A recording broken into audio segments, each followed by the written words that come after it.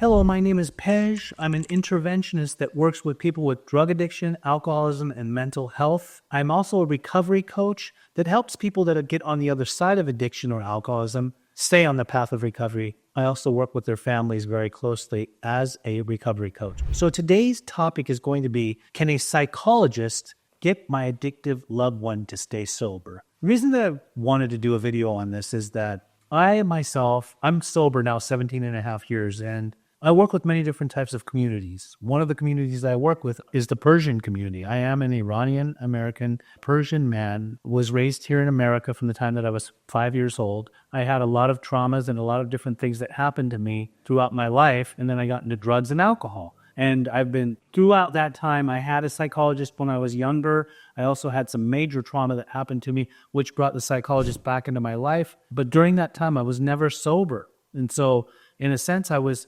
talking to this psychologist about all of my problems, but hiding the fact that I was a full-blown drug addict. Now, fast forward. I'm a professional that works in the field of addiction. I have worked in this field for almost my entire sobriety. I've gone to school for drug and alcohol studies, and I deal with many different types of people. A lot of Persians especially will call me quite often and say, can you please help my loved one? I think they'll ask me for consultation. We'll talk about what we're going to do. And then sometimes they'll say, actually, we're just going to send our loved one to a psychologist, and we're hoping that they're going to be able to help them. And with all due respect, I have so much respect for therapists, for therapy. I believe in therapy wholeheartedly. I send many different people to therapists for help, most definitely. But when there's somebody that's in active addiction that's just being sent to a psychologist, they're probably not going to get the help that they need because they're still using actively, right?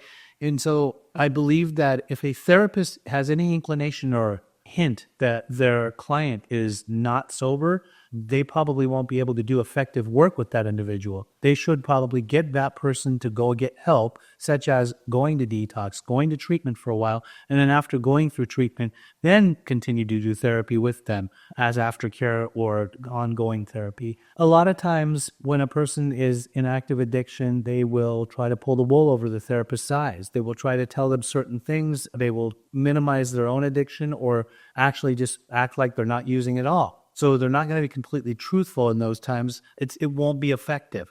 I do believe that a lot of times there are people who psychologists, therapists are needed in the treatment setting for somebody who's freshly, newly sober. And that's why individual therapy within the treatment setting is highly effective. It's very much needed. It definitely works alongside a case manager who can actually work with that individual too by setting up a treatment plan for the person. But if a person is not sober, going to a therapist or just a psychologist to do therapy is not going to put them on the path of recovery. And there are some psychologists that can kind of read right into that. They can see that the client is not sober, but there's a lot of addicts and alcoholics which can totally hide their addiction and not go during the times that they're high. They may not drink before they go, but they might drink afterwards. They may not go high to the session, or they may go high to the session, but know certain ways of hiding their current addiction during that time. They might put Visine in their eyes, or they may not get completely annihilated and wait until they're done with their session so that they could go do it. But are they really opening up in their sessions? Are they really, really delving deep into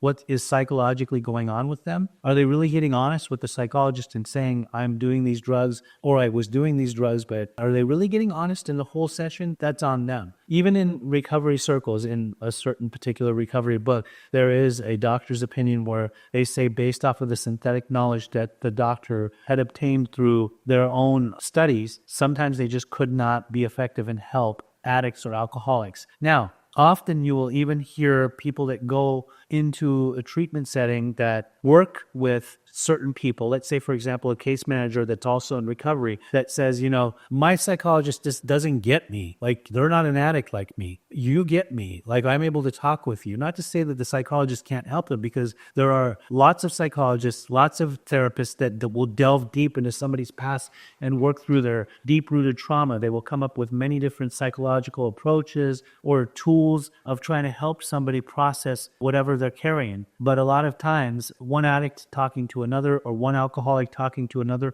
person that's had personal experience knows when an addict or alcoholic is actually telling the truth or not telling the truth, when one is manipulating or not manipulating, when one is justifying, when they're rationalizing, when they're coming up with different excuses as to why they did drugs or why they currently should be able to do drugs, right? As an interventionist, it's my job to be able to try to identify where a person is living, how they're living, what type of lifestyle they're living, if they're living under their parents' roof, if they're living on the streets, if they're living with a loved one, with a spouse, a boyfriend, a girlfriend, a family friend, sometimes another relative. What kind of life are they conducting while living there? Are they actively using? Is this working out for them? Are they able to hold jobs? Are they not able to hold jobs? Are they behaving in certain ways? Do they have certain behavioral traits that are affecting themselves, affecting other people around them, affecting their loved ones, affecting them in the workplace or in school? Is it affecting their grades? Things like that. These are all great indicators to have to look at and see, are these people that are under the influence or possibly doing certain types of substances even able to live in the world? And that's why often a lot of the Persian families, or even not Persian families, will come to me and say, maybe we should just send them to a therapist and that will be good enough, because they don't want to send them to treatment. Some people are afraid if they send their loved one to treatment, they might go